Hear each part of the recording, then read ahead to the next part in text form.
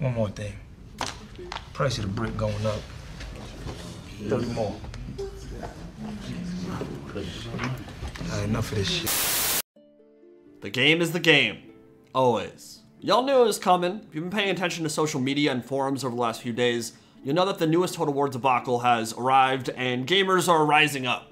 For some reason, every time a topic like this comes up, there's a lot of deliberate deflecting and purposeful missing of the point. Like somehow, if someone dares to criticize a game that people like, they see it as an affront to nature, a personal attack that hurts the identity they've crafted for themselves, and they will go to desperate lengths to defend it and tell people to shut the hell up.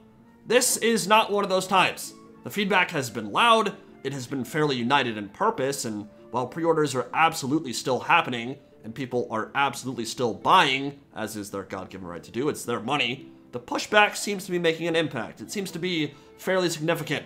Shadows of Change was only in the top 10 of the global bestseller lists on Steam for around 24 hours, and is already, only 72 hours after announced, sitting at number 39 by revenue, which stands in sharp contrast to previous DLCs and titles that tend to hang around in the top 10 for a week or more. So if you think all this discussion isn't having an effect, you would probably be incorrect.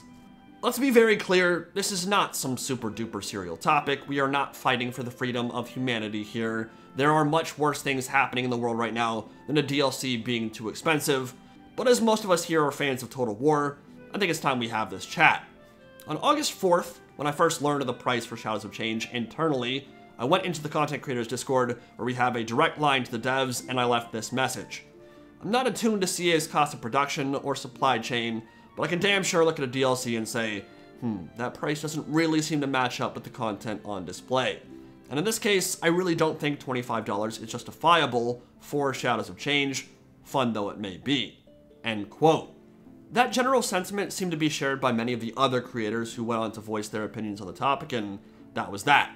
Fast forward a few days, and nothing has changed at all when it comes to my perspective on the topic, and for that reason, I will not be sharing my affiliate link for this DLC, because I don't have savings to pass on to you guys as is through the main Sega store, and because I don't believe, based on the reveals thus far, that Shadows of Change is worth $25. Which sucks, because I'm obviously going to be playing it and making content for it because I know I will enjoy it, but I can't in good faith say all the things I'm about to say and then turn around and go, oh hey, by the way, go buy it from my affiliate link so I can make some money, please. I think that's pretty disingenuous. In a vacuum, I think Shadows of Change looks pretty good. There's some incredible monsters and models, units like the Incarnate Elemental and Mutilith Vortex Beast that I've wanted in this series for a long time and frankly wasn't sure we would actually get. There's some interesting lords, new lore and creatures for a faction many of us believed would never make it into the trilogy at all. It's a great thing to see Cathay being fleshed out the way it is, and I imagine the campaign mechanics and unique playstyles for these lords will add a lot to the game. There's certainly a lot of replayability here, but as the title of the video might suggest, there is a major problem going on, and that it's retailing for $25 US, where only a few short years ago, the Prophet and the Warlock, Norska, the Shadow and the Blade, the Queen and the Crone, these types of DLCs were $9 to $12. It's going for the same price that Chaos Dwarfs did, and I think most of us would agree Chaos Dwarfs had a lot more content to display. What we're talking about right now is a 150% price increase for maybe a 30 to 50% increase in content compared to previous Lord packs, and even that is heavily debatable when you look at the shift from free LC Legendary Lords to Heroes, something I believe to be a net loss, when you look at the addition of generic characters, when you look at the number of units and how they're being counted, and so on. In the context of previous launches, I feel the value proposition for the price just isn't there. When Ikit Claw and his complete overhaul of the Skaven was only $10. I need to be very clear here because inevitably there are going to be comments about how people spent 20 bucks on lunch today, so what the hell is the difference? What does it matter if I spend 25 bucks for dozens of hours of content, right? And it's not a horrendous line of logic, it makes some sense. I'm guilty of saying stuff like that myself in the past. If you have plenty of discretionary income, 25 bucks for your hobbies is really not that bad in the grand scheme of things. For many of us, it may even be downright cheap. To afford a computer, to be able to play Total War in modern age, you're usually spending 1,200 bucks or more. But this is not about being able to afford a $25 DLC, or a $60 DLC, or a $150 DLC, or a $500 DLC. I am lucky to be in a financial situation where I can afford all of those easily. That's irrelevant. It's not the point. Yeah, I could afford Total War Warhammer 4 if it was $1,000 or more. Does anyone believe that's a reasonable price though? So if $10 was the norm for Lord Packs only a few years ago, and suddenly we're at $25 now for only a little bit more content, if that, what's to stop CA from continuing to raise the price in the future? After all, people have been shouting from the hilltops for CA to take their money, right? Shut up and take my money. Of course the business in the business of making money shall oblige them. But if we take a look at how economic forces are shaping the world around us in 2023, we know that the price of goods has not increased by 150%. We know that inflation has been impactful, and in some cases worryingly detrimental, but certainly not to that level. At its peak last year, inflation in the US was 9.1%. And believe me, I've felt that. When I go to the grocery store, a cart of food and beverage that maybe used to be $200 is now closer to $300. The price of the brick has gone up. But according to NPR and just about any reputable source you could look up, corporate profits have been the main source of inflation over the last couple of years, and that's the big thing to note. Corporations were worried about the coming recession and work from home and the devaluation of their properties and a million other things in the aftermath of the pandemic, so they adjusted their prices to factor those elements into the equation. But the reality is the main source of price increase has been greedflation, in the name of driving corporate profits at the expense of the standard run-of-the-mill consumer, to the point where many Fortune 500 companies are recording record profits, literally all-time highs, at a time when purchasing power for many families is nearing an all-time low. Look at the housing market, look at the price of groceries, look at how wages have stagnated, while CEOs rake in record bonuses. It's only a banana, Michael! What could it cost, $10? The problem is, once a new price level settles in and becomes the new norm, there is very little, if any, incentive to reduce it, if and when these predictions prove inaccurate or supply chain pressures ease. And that's what we've seen if you've been to the grocery store or really any other place where a product is sold over the last few years. Prices have steadily risen, wages have stagnated, remained the same, and those prices don't tend to drop once they've reached that new peak. Are these shifts coming alongside commensurate increase in wages? Is the average creative assembly employee now going to make 150% more than they did last year? No, of course not. So when you take all that into consideration, maybe it makes sense that a $15 Shadows of Change would be seen as worth it, but $25 is just a bridge too far based on principle. Or depending on your currency conversion rate, it might literally be too much money. Because I've seen some filthy stuff for certain countries where Shadows of Change is like a full price AAA title. The currency conversion rates for some countries are insane and completely price out that entire customer base. So you might be wondering, why would CA and Sega come to this agreement if it's going to price out a bunch of people? Doesn't seem like a very smart business decision, right? Well, here's the thing.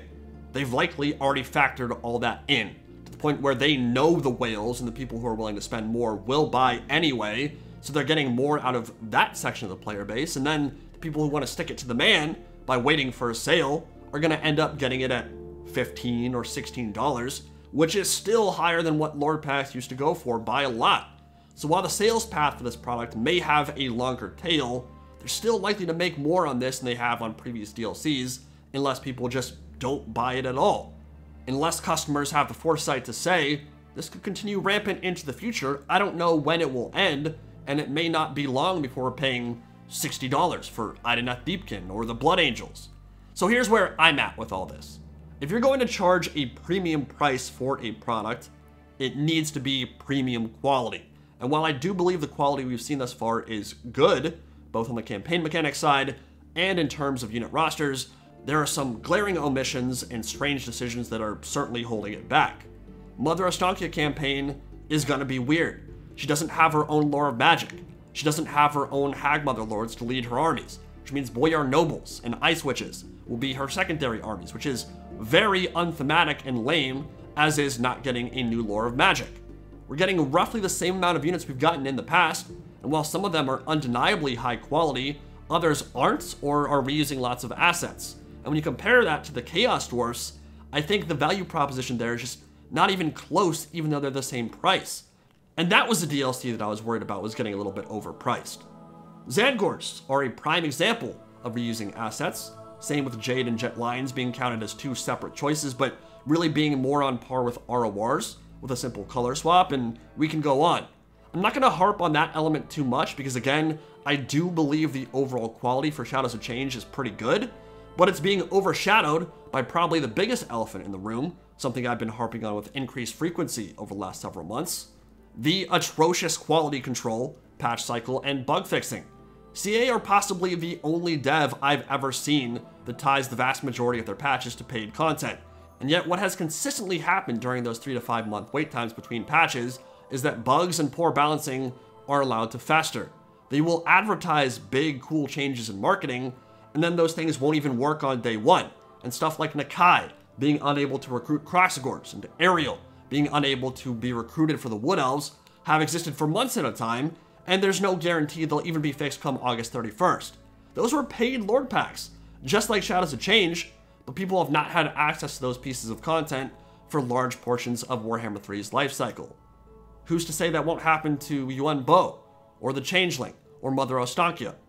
Will patching and bug fixing suddenly become better now that prices have shot through the roof? I seriously doubt it. I do not believe CA is going to invest in a custodian team. I do not believe they're going to plant more bodies in the mix to ensure better quality control. And it's not because CA employees don't care. It's because most of their team moves on to the next couple games the second the current one launches. So the people left behind are kind of a skeleton crew that can't possibly deal with all the issues cropping up in a game this massive. That is on the higher-ups that are shooting for short-term profits at the expense of the health and goodwill of this community. And I think it's short-sighted, because whether it's this go-around or sometime in the future, if you evaporate the goodwill of your customer base, they will stop buying your products at some point. And then the well is dried up. People get fired and the dev goes under. Seen it happen to much bigger and much more successful developers than CA. And sure, the top dogs might not care by that point. They'll get their golden parachutes and supercars and whatever the hell else, but the franchise will be dead, and the people who cared about it, both the employees who actually worked on it at CA and the fan base itself, will be gone. Do I think all that is in danger of happening anytime soon? No, not really. The point of this video is not to be melodramatic. I don't think the sky is falling. I don't think Warhammer 3 or Total War are in danger of dying anytime soon, but this is a good opportunity to let your voices be heard, and if you have the stomach for it, maybe think twice about purchasing at full price, or at all. I'd like to think they understand people want to support this franchise, and are willing to support and pay when prices are reasonable. I'd like to think that CA would take the correct lesson from a failure to sell DLC and reevaluate that approach, rather than just pull the plug like they did with Three Kingdoms. But as the backlash has shown, many of us do not believe $25 for Shadows of Change is reasonable, and for that reason, I will not be making any money from it. Will I enjoy the DLC? Yeah. Am I going to get hours of entertainment out of it? Yes. Will I play it and make content for it? Absolutely. Do I think the devs have likely done as good a job as they can with it in the time they've been given? Very probably, yeah. But I am certainly getting tired of greedflation, driven by suits who are almost entirely divorced from how the sausage gets made. Not just in video games, but really in all aspects of life. And I think people can make a larger, more beneficial impact here than they probably realize. But hell, maybe I'm just being naive and dumb. Let me know your thoughts in the comment section below, and I'll see you all in the next video.